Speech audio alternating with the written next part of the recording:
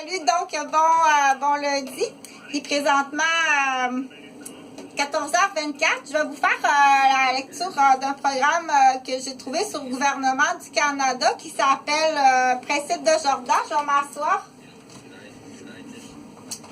Hop là. Donc, je suis sur le site gouvernement du Canada. Les services de santé autochtones, services aux Autochtones du Canada, services de soins de santé pour les Premières Nations et les Inuits.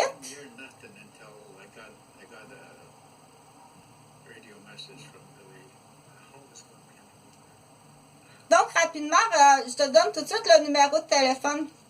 C'est 24 heures sur 24, 7 jours sur 7. Le centre d'appel du principe de Jordan, c'est le 1 833 753 63 26. Puis le téléimprimeur, c'est le 1 866 553 0554. Donc, sur cette page, les mises à jour sur le principe de Jordan. Donc, les mises à jour sur le principe de Jordan.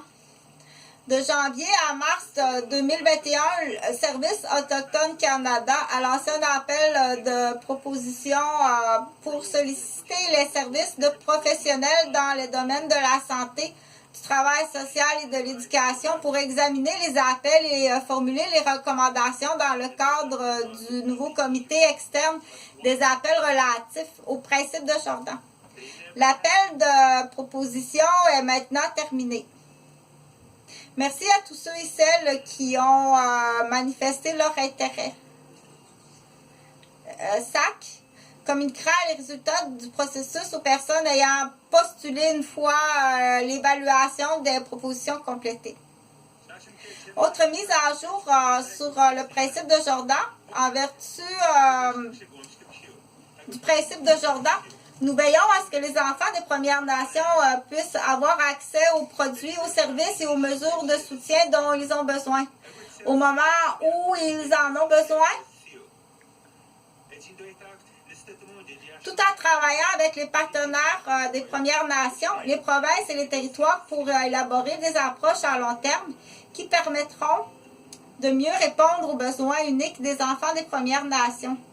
Le 29 septembre 2021, la Cour fédérale a confirmé les ordonnances du Tribunal canadien des droits de la personne concernant l'admissibilité des principes de Jordan à l'indemnisation. Le gouvernement du Canada n'a pas fait appel à des ordonnances concernant l'admissibilité aux principes de Jordan pour les produits et services. Je dois vérifier si les minuteries fonctionnent en même temps, là.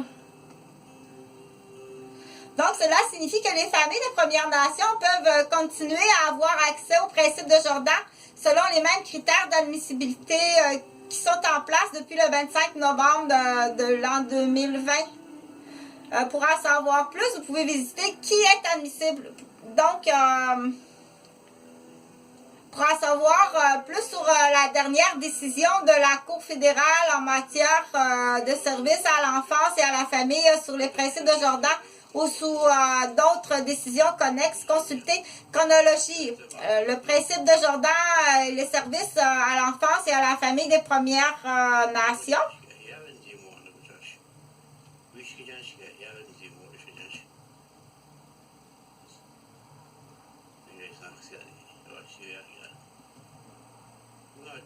En avril 2022, le 1er avril 2022, le Canada a mis en œuvre des améliorations au programme des services à l'enfance et à la famille des Premières Nations. Ces mesures comprennent du financement pour les activités de prévention, le soutien aux jeunes qui cessent d'être pris en charge et aux jeunes adultes auparavant pris en charge jusqu'à ce qu'ils atteignent l'âge de 26 ans. Les services de représentation des Premières Nations dans toutes les provinces et au Yukon. En mars 2022, le 24 mars 2022, le Tribunal canadien des droits de la personne a émis une ordonnance, le TCDP8, en réponse à une attente conclue entre le Canada et les parties concernant les services destinés aux enfants des Premières Nations. Parmi les mesures clés prévues dans l'ordonnance de consentement du TCDP figure la suivante. Un financement bonifié pour la prévention, réparti entre, je connais pas ça, entre les Premières Nations et les fournisseurs de services. Ce financement est sur une formule qui consiste à multiplier 2500 $ pour la population des Premières Nations dans les réserves et celles des Premières Nations du Yukon. Un financement pour les services de représentation des